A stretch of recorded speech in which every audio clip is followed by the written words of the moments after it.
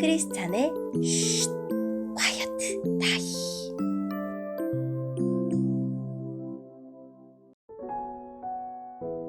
샬롬! 크리스찬 성도님들 반갑습니다.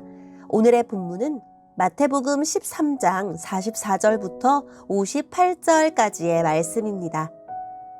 본문의 제목은 가장 값진 하나님 나라입니다. 본문을 읽기 전에 어떤 내용인지 요약본을 먼저 읽어드릴게요. 밭에 숨겨놓은 보물 비유와 진주 비유로 하늘나라의 가치를 설명하시고 제자들을 하늘나라를 위해 훈련받은 율법학자라 칭하십니다.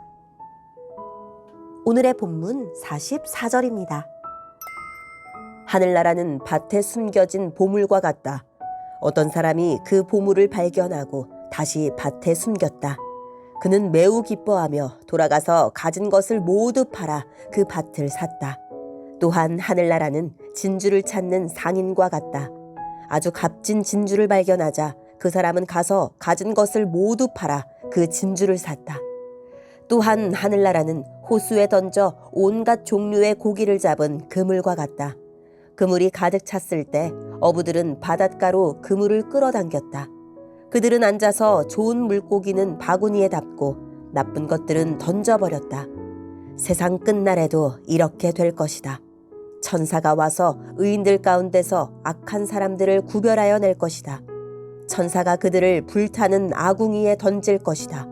사람들이 그곳에서 슬피 울고 고통스럽게 이를 갈 것이다. 너희가 이 모든 것을 이해하겠느냐? 제자들이 예! 라고 대답했습니다. 예수님께서 제자들에게 말씀하셨습니다. 그러므로 하늘나라의 제자가 된 율법학자는 창고에서 새 것과 헌 것을 꺼내오는 집주인과 같다. 예수님께서 이 비유들을 다 말씀하시고 그곳을 떠나셨습니다. 예수님께서 고향에 가셔서 유대인의 회당에서 사람들을 가르치셨습니다. 사람들은 놀라서 말했습니다. 이 사람이 이러한 지혜와 기적을 베푸는 힘을 어디서 얻었을까? 이 사람은 목수의 아들이 아니냐? 그의 어머니는 마리아이고 동생들은 야고보, 요셉, 시몬, 그리고 유다가 아니냐? 그리고 그의 누이들도 우리와 함께 있지 않은가? 그런데 이 사람이 이 모든 것들을 어디서 터득했을까? 그들은 예수님을 믿으려고 하지 않았습니다. 예수님께서 그들에게 말씀하셨습니다. 예언자는 자기 고향이나 자기 집에서는 존경을 받지 못하나 거기 외에는 어디서나 존경을 받는다.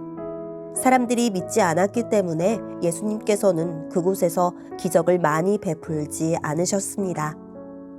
아멘. 오늘의 본문을 통해 이해할 수 있는 부분은 무엇일까요?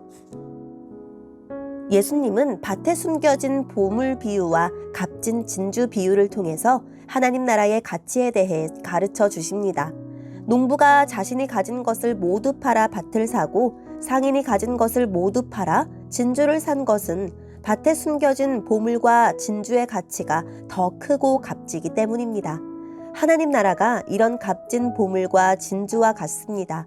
또한 그물 비유는 밀과 가라지의 비유처럼 마지막 날의 심판을 통해 의인과 악인이 구별된다는 것을 알려줍니다.